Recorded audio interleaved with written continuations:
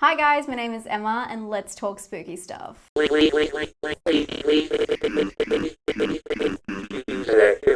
You guys really seem to like my last unpopular opinions video, and you're actually pretty good in the comments as well, even if you didn't agree with me, which I very much appreciate. If you haven't seen that video, I've linked it down below in the down bar, and I'm back today with some more opinions, this time a little bit more controversial. I'm a little bit scared, but here goes nothing.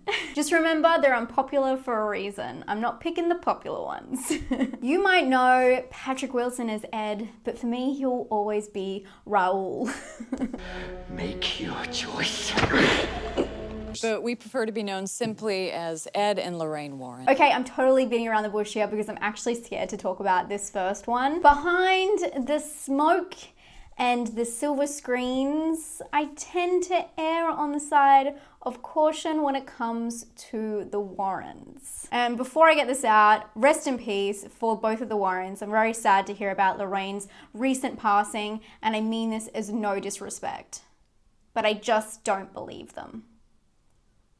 I am an atheist, but I'm still a very spiritual person and I do believe in energies. And I'm not saying that Lorraine Warren wasn't a clairvoyant or a medium at all. I'm just saying that the lack of evidence is a little bit concerning. Trust me, I want to believe the truth is out there. Area 51, we're coming for you. Aliens definitely exist, but my skepticism when it comes to mediums and psychics has a little bit of a backstory. You see, I collect these strange and wonderful books, and throughout my life I've read two that have completely changed my mind that I'm obsessed with. One being this one. This is by Houdini himself.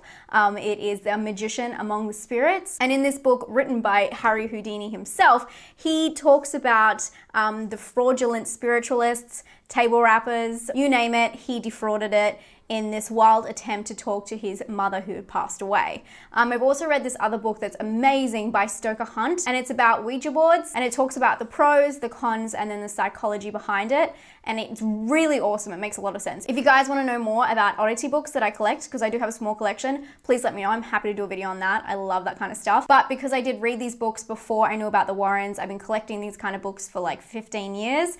When I heard about the Warrens, I was like, like they're getting money from this? What's going on here? And then I did a little bit of research and I've just heard some inconsistencies in their stories, especially with the Amityville situation, and I just don't buy it.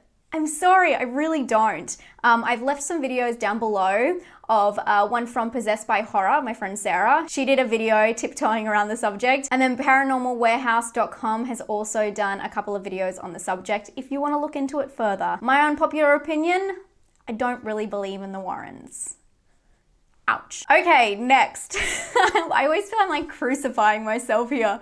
Paranormal Activity is a very scary film, and I think it should be appreciated for its effects or lack thereof. Are you guys ready for my movie magic spiel? If you haven't heard this before, I do this spiel all the time, so buckle up. I very much appreciate movie magic. Things like forced perspective or clever editing to insinuate a plot point. I mean, I do like special effects and I have nothing against them, but I really do think that practical effects take more logistics, time, and they're very much thought out, and they just are a little bit more special. But even more than that, I appreciate a psychological horror movie, and I like when movie magic tricking your brain, not just effects, as in practical effects, special effects, CGI, the way a film logistically comes together can mess with your brain. I think that is movie magic in itself. For instance, when a film makes you think that you saw more than you did, that's an aspect of movie magic. Like Halloween's lack of blood, or even The Sixth Sense tricking you into thinking a certain way. Filmmakers use well thought out techniques or tension to trick your brain. Now stay with me. I see this come into play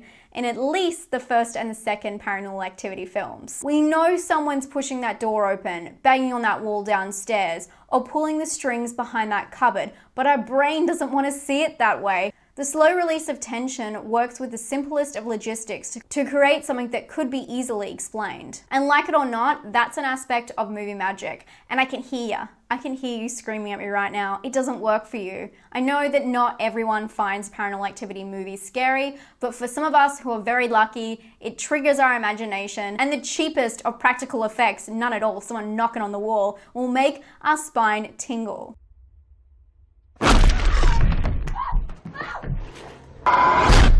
These are the moments in horror movies where you sleep with the light on for no logical reason, and that is magic. That should be celebrated.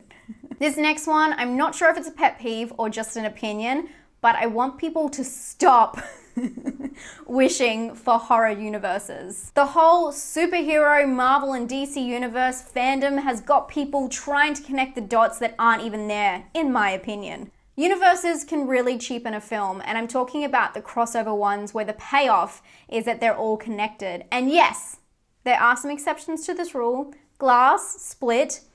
It's a very different thing because Unbreakable was obviously meant to have Split in it, and then he intentionally made those films that way. It's not making a film and then getting 27 spin-offs, making them in the same universe and being like, huzzah. And I guess technically Stephen King does do this a lot, but I think it's more of a nod in things like Misery and Dolores Claiborne. I will definitely allow that. But again, it's written into the source material. What I don't like is that films that rely on other films crossing over into the universe to make them something exciting. I feel like they go out of their way to make an exaggerated point that really cheapens the film and the story, when I would rather it rely on its own original story and not try and kind of tie a different story into it. This is a new thing that I feel like all these superhero movies have brought up. When Us came out, a lot of people were trying to make connections between Us and Get Out and saying it's in the same universe. Same with Midsommar and Hereditary. A lot of people were like, I hope it's in the same universe. And I'm not for it. I think that these films should stand by themselves and they don't need to rely on each other to push them up. I don't want to cross over. I feel like it just cheapens the actual story, and this might be just my hate for superhero movies, to be honest. A classic example of this done wrong is the Conjuring universe. I feel like I'm picking on them. Yeah, probably am today. The films that spend so much of their time trying to link back to another film instead of playing out its original plot point. That's what I feel like we're wasting our time on. The only exception to this rule for me is the Universal monsters. Of course, they all exist within the same realm, but they're all monsters. They're allowed to. I know I'm being a hypocrite and picking and choosing. I just don't want this whole thing to turn into this mushy mess where everything has to cross over and we get like an Expendables. I know we kind of already did, but I just don't like that. My opinion is I don't like that, and I wish we would stop wishing that films are connected and trying to like make theories into why they're connected. I like standalone horror movies. That's my opinion, I think. This last one is pretty straightforward, and I do have my receipts. In my The Best Horror Movie Ever, I spoke about Texas Chainsaw Massacre and how it's a gory film, and you guys came for me. A couple weeks later, I saw this tweet from John Squires, and if you don't know who he is, he's the editor-in-chief of Bloody Disgusting. So I'm here to explain my unpopular opinion and why I think the Texas Chainsaw Massacre is gory. Gory can be defined as involving or showing violence and bloodshed. Yes, there's not buckets of blood throughout the film, but it's definitely violent and savage. Although the Texas Chainsaw Massacre uses some of that movie magic trickery that I explained earlier, it does show some gruesome content, in my opinion, that can be categorized as gory. A man wearing a human flesh suit, a beautiful light fixture at the dinner table, and a man being brutally run over, which I can't even show here. This movie has several brutal scenes that shows extreme violence.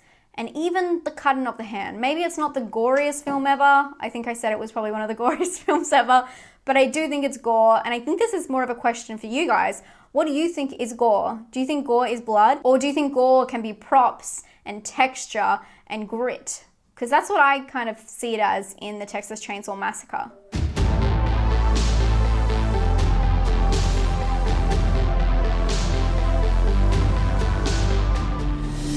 My question for you is, if this is not gore, what would you call it? I hope you guys enjoyed this video, rant, ramble, and rave about my unpopular opinions. Let me know what you agree with and what you don't agree with, and that's totally fine. And let me know your unpopular opinion, because it's only fun if we all put ourselves out there in the firing line. I hope you guys have a great day, and if you haven't subscribed, please do. I have 2 videos every single week, and I'll talk to you very soon. Stay spooky. Bye.